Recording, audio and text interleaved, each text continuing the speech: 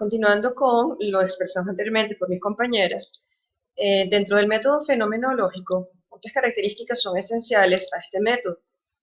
Por una parte, tenemos el carácter antropológico, es decir, que esta metodología de alguna manera estudia al hombre desde su contexto pedagógico social y que todo el aspecto también fenomenológico deserta por propia decisión en los planteamientos metafísicos y epistemológicos del individuo. Tenemos también como otra característica, que sería la número 5, es una pedagogía científica, tipo descriptiva, y que muchas ciencias naturales tienen esta misma peculiaridad, o por lo menos hacen uso de ella.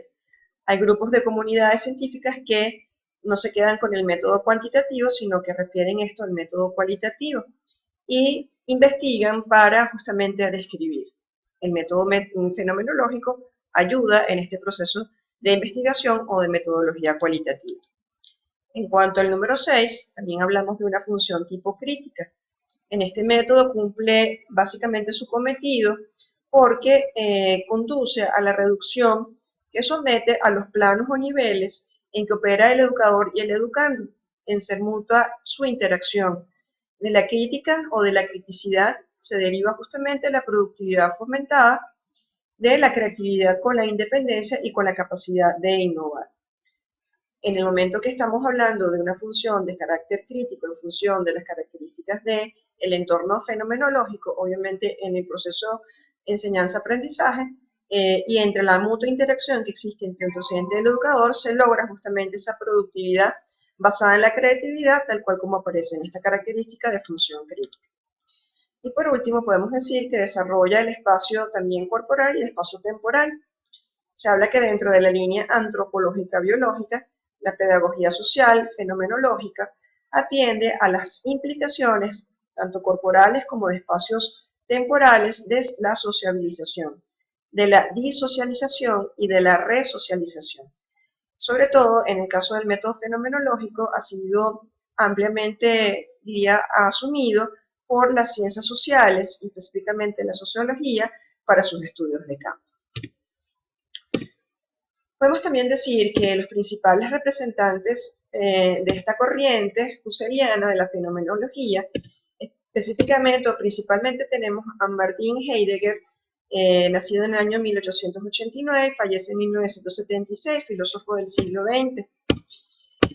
Básicamente el trabajo de Martin Heidegger fue un filósofo alemán que nació en Maastricht y proclamó que la fenomenología debe poner de manifiesto que hay, como dice aquí, hay un oculto en la experiencia común diaria. Lo que busca este método en concreto es ese descubrir la experiencia común diaria. Entre sus principales obras, una de las más importantes es la introducción a la fenomenología de la religión, escrita en el siglo XX, año 1955. También la idea de la filosofía y el problema de la concepción del mundo, año 56, y publicada en el año 2005. Que es la filosofía, publicada en el año 56 y con mayor relieve en el año 2004. Lógica, la pregunta por la verdad, publicada y póstuma también en 1976, que fue uno de sus últimos escritos. Y por último, la Carta sobre el Humanismo en el año 1959 y publicada posteriormente en el año 2000.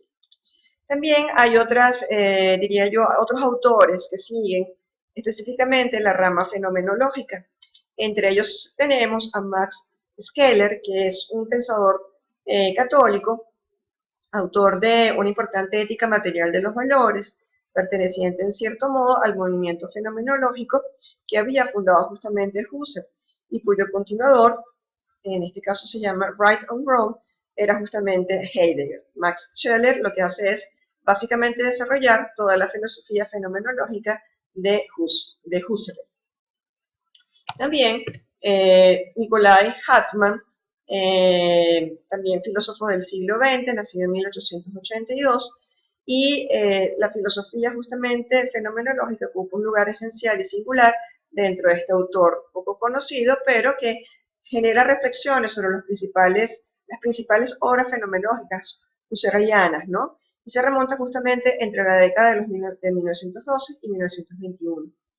Y ayuda a otro filósofo bastante conocido como fue Harvey, ya lo veremos posteriormente, en todo lo referente a que el individuo libere una supuesta primacía de la doctrina de la conciencia y de cualquier otra forma de subjetivismo inmanentista e idealista. Aquí importantísimo porque de alguna forma hay una contraparte con toda la filosofía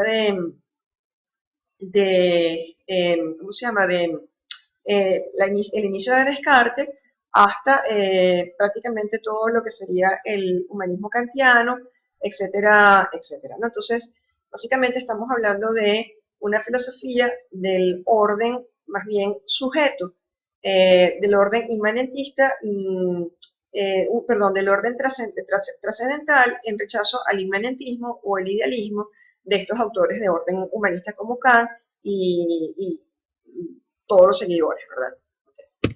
Y luego tenemos la fenomenología de la religión, básicamente desarrollada por Rudolf Otto, filósofo nacido en 1869 y muerto en 1937. Hay que darse cuenta que todos estos filósofos eran de carácter contemporáneo. Hay una obra específica y muy importante de Rudolf Otto que se denomina Los Santos, publicado en el año 1917, y que se ha convertido ya en un clásico justamente de la fenomenología, pero basado justamente o centrado en la experiencia de orden religioso. Pues bueno, este es un poco el aporte que se quería hacer en relación a la fenomenología y específicamente en la fenomenología de este autor, Husserl. Muchas gracias.